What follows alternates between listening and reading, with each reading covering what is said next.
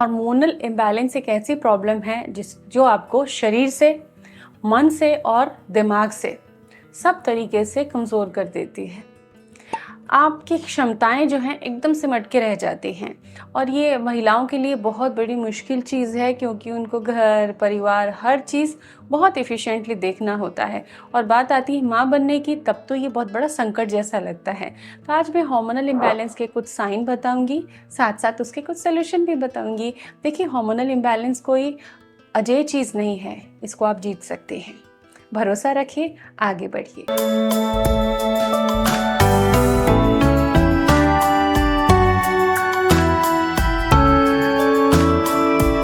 Welcome to Prerna's fertility care.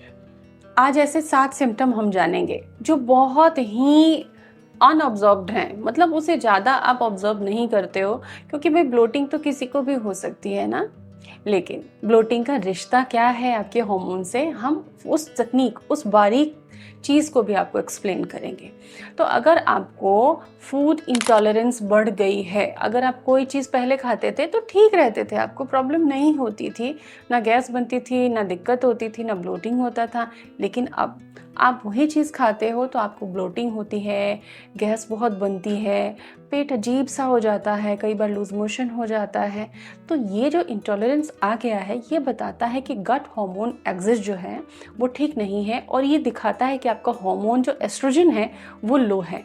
जब body में लो oestrogen होता है तो गट फ्लोरा भी डिस्टर्ब होती है। तो ये क्या दिखा रहा है? ब्लोटिंग, कि आपका एस्ट्रोजन लेवल अच्छा नहीं है। अब ऐसे में आपको सौंफ का इस्तेमाल करना है, खाना खाने के बाद चबा सकते हैं, सौंफ का शरबत पी सकते हैं। ये बिल्कुल सिंपल आइडिया है, लेकिन 100% पावरफुल। ऐसे में आप एप्पल साइडर विनेगर भी ले सकती हैं, होममेड कांजी ले सकती हैं, घर के बने हुए अचार आप अपने खाने में रख सकती हैं, फर्मेंटेड सब्जियां भी आप साइड डिश के तौर पे यूज़ कर सकती हैं। आपके हाथ और पैर के तलवे जो होते हैं वो अचानक बहुत ठंडे ठंडे रहने लग गए हैं बिना किसी कारण के। ये क्यों होता है? ये कैसे बताता है कि आपको हार्मोन डिस्टर्ब है? ये आपके लो एस्ट्रोजन और थायराइड फंक्शन की वजह से ब्लड फ्लो के इश्यूज को दर्शाता है। तो ये भी दर्शा रहा है कि बॉडी में एस्ट्रोजन कम है। वैसे में हेल्दी एग बनना तो पॉसिबल नहीं होता, ना ही इसमें मेटाबॉलिज्म ठीक रहता है। तो ब्लड फ्लो को इम्प्रूव करने के लिए हम थोड़े से नरिशिंग फूड लेंगे, जैसे तिल के लड्डू खाना शुरू करेंगे, अजवाइन और सौंठ की चाय पीना शुरू कर सकते हैं आप, दिन में 1 बार या 2 बार, मात्रा बहुत कम रखें, सीमित रखें। चेहरे पर कोई इशू आना, स्किन पर टैक्स आना, ये चीजें क्या दर्शाती है? ये भी बताती हैं आपको हार्मोन इम्बैलेंस है। स्किन पर टैक्स होना या अनयूजुअल तरीके से स्किन पर बारीक बारीक जो रोए होते हैं उसकी ग्रोथ बढ़ जाना, उनका नंबर बढ़ जाना, तो बहुत ज्यादा ऑब्जर्व होते हैं।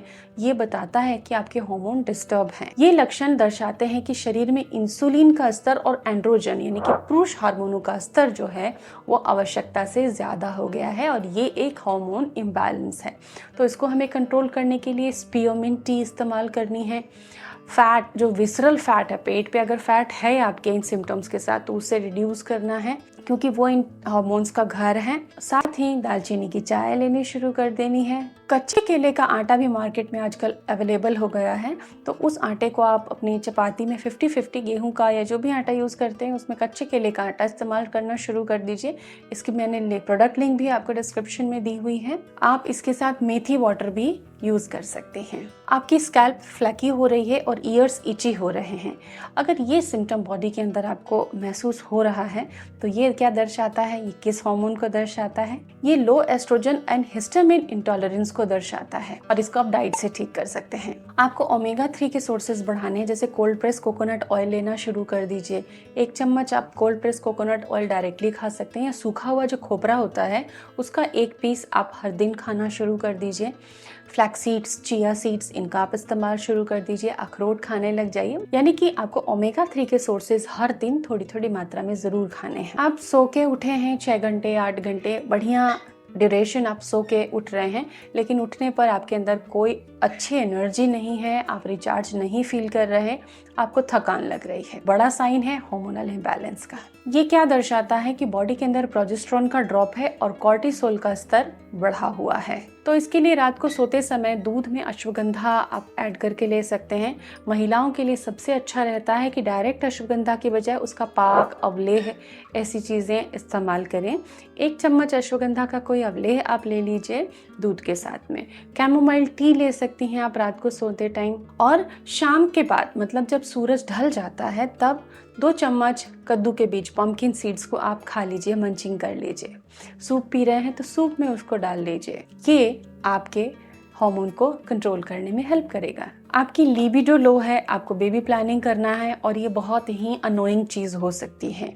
अब ऐसे में आप क्या करेंगे, ये भी तो हार्मोन का इम्बैलेंस ही है। चलिए इसको फिक्स करते हैं। ये बताता है लो हैं आपके फर्टिलिटी हार्मोन, चाहे एस्ट्रोजन प्रोजेस्टेरोन हो या फिर मेल में टेस्टोस्टेरोन हो। इसके लिए आपको शतावरी लेनी है, फीमेल्स को शतावरी लेनी है, पुरुषों को अश्वगंधा लेना है, गोक्षरू लेना है और साथ ही आप भीगे पे मुनक्का 10 खा सकती हैं और खजूर का इस्तेमाल आप बढ़ा दीजिए। 4 खजूर एक दिन में ज़रूर खाइए, दूध में पकाकर भी खा सकते हैं, खाना खाने के बाद भी खा सकते हैं। अगर आपको पीरियड डेट से पहले बहुत रोना आता है, हर छोटी छोटी चीज़ पे रोना आ जाता है, बहुत ज़्यादा इमोशनल हो जाती हैं, तो ये बताता है कि आपको सेरोटोनिन ड्रॉप हुआ है और ये हार्मोन का असंतुलन है। इसके लिए आप कोकोनट शुगर का इस्तेमाल कर सकती हैं अपने फूड में। आप दूध में केसर मिला के पी सकती हैं और साथ ही आप सनफ्लावर सीड्स जरूर खाइए, 1 से 2 चम्मच हर दिन बिफोर पीरियड्स। देखिए जो बाहर का खाना है, जंक फूड है, जो पैटी, समोसे या स्नैक्स आप बाहर से खाते हो पैकेज्ड वाला,